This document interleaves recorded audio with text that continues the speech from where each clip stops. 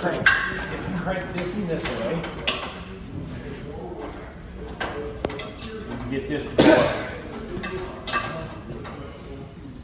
So we push that up. See that V in there? So if you can't see that V in this little gauge here, it's time to replace that firming point down there.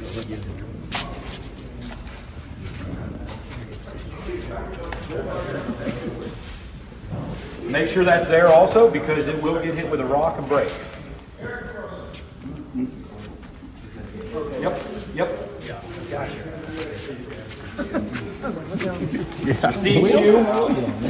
Seed shoe here will also wear. When you start getting this to go up here, this will go up and we'll get wear there, and that's time to replace that also. As we walk around, we can see it like here. When we turned the monitor on, we had a vacuum issue, but we got vacuum 2 at 20 or 55.3. Our vacuum sensor is unhooked, so anytime you have a vacuum sensor issue, it should show up. And we unhooked it because on our vacuum sensor here, all of these have this. It's this little rubber here. Sometimes they're green, sometimes they're black. This is dry rubber. So you will not have an active vacuum. I just did it myself. Brand new planter. Yeah. So make sure you check them. It just won't hold vacuum. Well, it won't be. Yes. Along them same lines, you have your seat disc. These grooves here are your wear marks. When you get to that groove, and you can't see that groove anymore, it's time to replace the disc. Inside your seed meter cover, you have these V's here. That, when you can't see them V's, that's your wear mark there. It's time to replace the cover. The cover doesn't wear near as bad as the disc does. When we have the meter apart, in there your singulator, just make sure all your singulator wheels move and they spring back and forth. That's all we're really concerned about then. Brushes, just make sure they're clean. Yeah, brushes, I don't feel the brushes really do a whole lot on these. You know. Also on these, all of these will have a hydraulic drive. Make sure your chains are snug. If not, you will have erratic population. Whether it's a chains from the hydraulic motor or a 1250 will have chains running the seed meter. They will also have the same thing. Make sure your chains are snug. Bean planters like this generally have 4. You have 4 drives, so you have 4 chains to check. Corn planters usually have 2. Yep. Yep.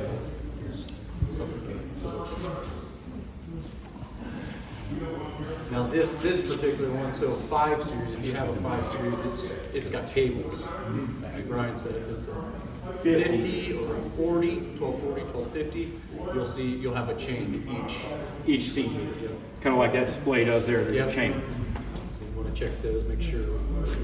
The cables can cause trouble on these. They will break from time to time, but they'll pretty quick.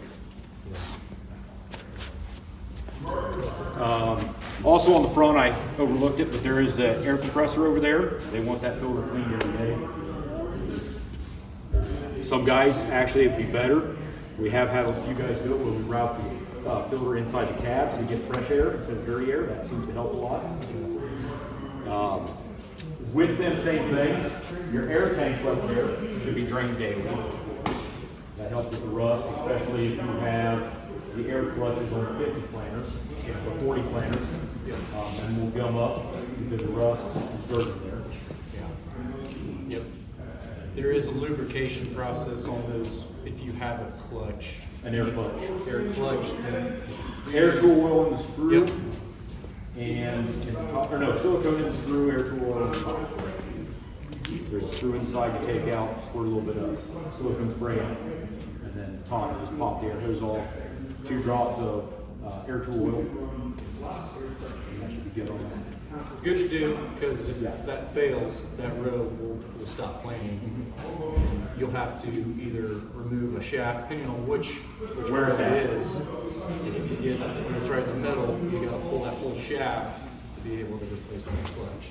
So, just a quick and easy thing to do. Save you a headache possibly. Yes.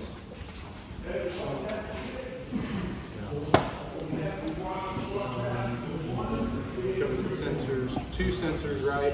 Should have 2 pressure transducers. 2 vacuum sensors on a split row machine. A single 30-inch row machine will only have 1 sensor. Yep. So you got 1, check them both.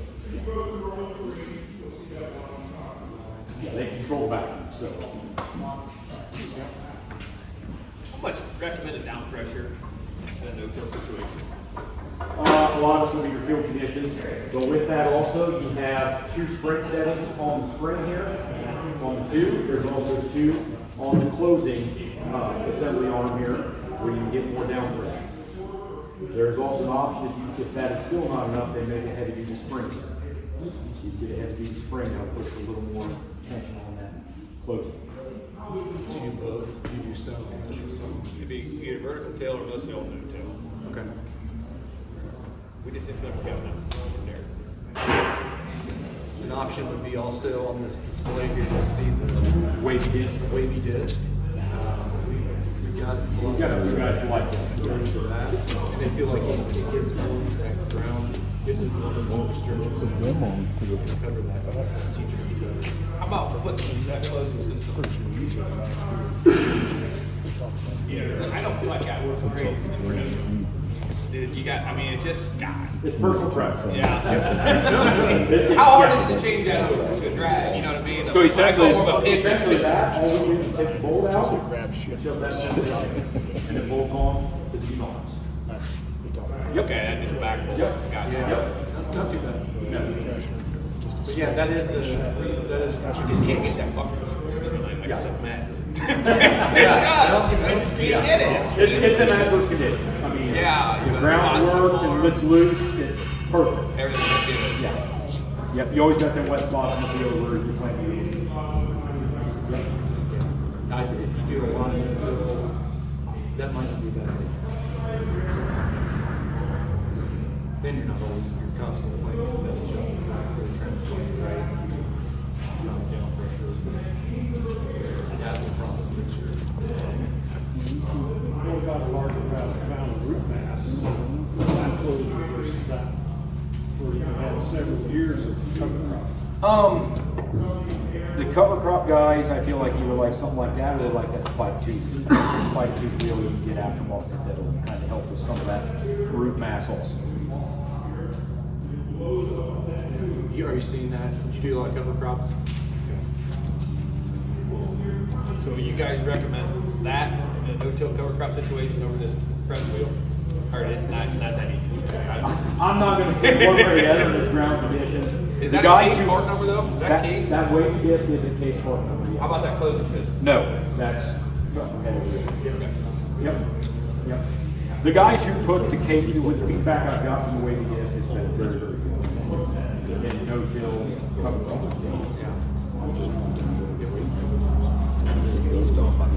I think we've got it custom, it's already on the second one. That I don't know. I think so, I think mine's one, so if you can put it back he likes it. Something to think about too, this has bulk fill. If you have bulk fill, you know, sometimes you see your tanks, make sure the air stays in there so you can't get the seal pushed out. Check your tank seal, seal around it. Also check cracks in the tank.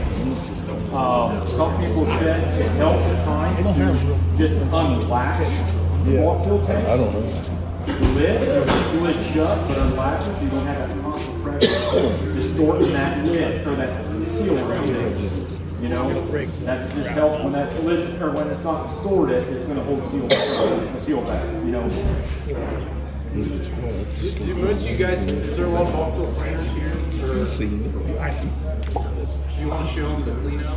Yeah, we can. You know, Let's walk around and go back to. Is this still a graphite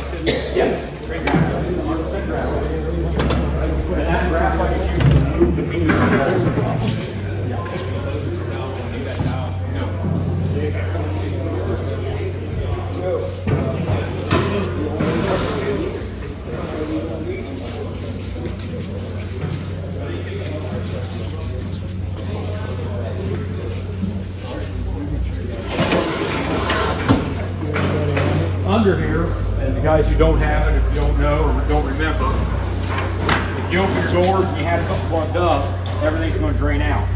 That's what this is for. Rubber on the side.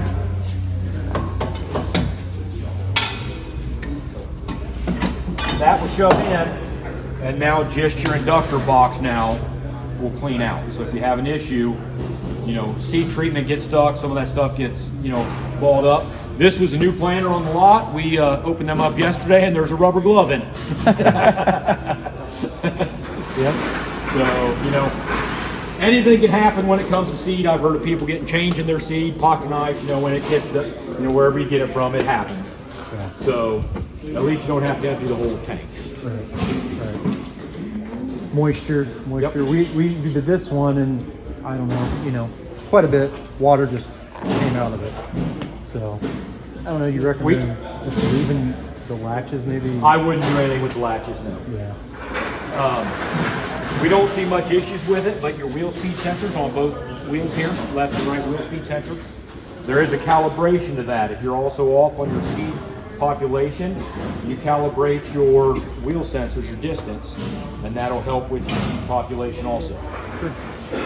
Also, the calibration for the meters themselves, right here. This little guy, you see this? So that's where you hook up your tether switch. You ever see that cord that you get with the black spiral cord? You plug that into here, and then in the display we'll go into the calibration mode.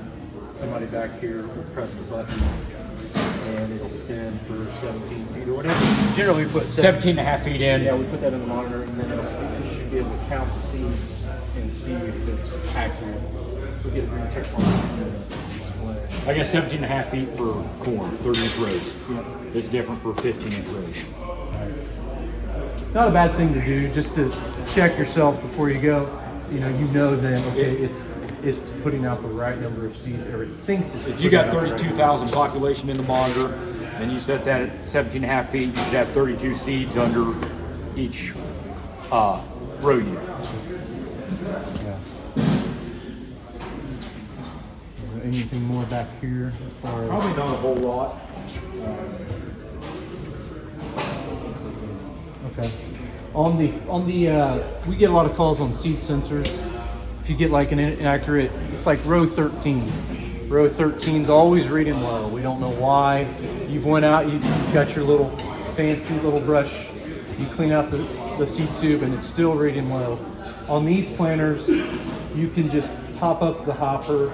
You could undo the connector, and you could switch it to say, let's go to row 14. All right. You swap the sensors, you put it back, you go in, you start planting again. Now row 14 is reading low. That gives you a pretty good indication of seed tube sensor. Meter seed sensor issue. You know, it's following the seed tube sensor. That's a good way to diagnose if you got a bad one. You know, I just think it's easy to do that. Yeah, we should maybe show them on the row unit since we're on the copperhead kit. Oh, yeah, we can. Yep, let's Since they're all older planters, yeah. Yep. Does anybody have any game wheels? This is a good little demonstration.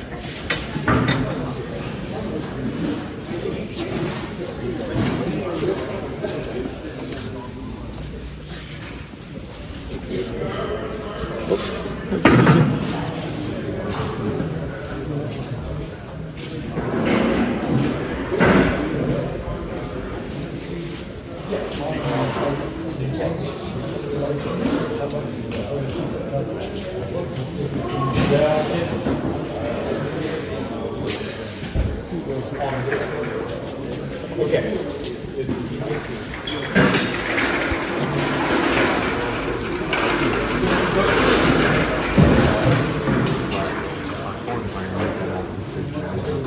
Yep. Where here is how they got fine lines all the way around here. That's just from the vacuum sucking up against here and wearing there. You know, you can also see on the back side of this. This is an older disc. See how each hole is kind of starting to get egged out a little bit, and you know the seed going up against it. So you should be able to see that V in there. Yes, you should be able to see the V. If it's not there, then it's time to change it. We don't have much issues with the covers as what we do with the disc. They used to say you put a penny in them or a dime. You're supposed to be able to see Lincoln's head. And I mean, I didn't run these on our test bench up there, but these are definitely borderline. I mean, the groove is not gone. It's still there. But you can definitely feel, I mean, there's a good groove on these disc blades.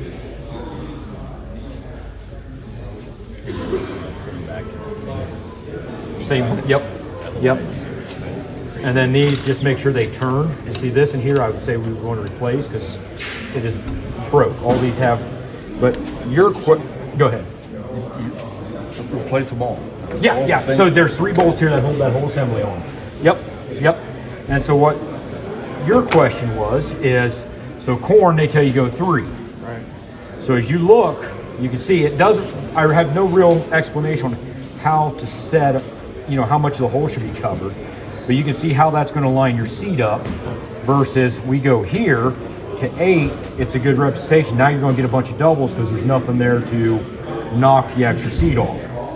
If you close it too far, sometimes then it knocks it clear off. So if we say 3 and you got a large seat, sometimes you may have to open up to 4 or 5 just to keep that seat on the disc so you're not knocking too many off at that 3. Does that kind of answer your question a little bit better? There's too many variables on that, but I like showing people once you change this, how much of that it covers. People don't realize how much that actually covers. Now I've had some planters where we took the meters off and you brought in your seed and we tested on our seed stand up there and we've changed them and I've played with them from say 3 to 5 and we've marked on some of them where this singulator needs to be on 5 where this one needs to be on 3 or 6 or whatever.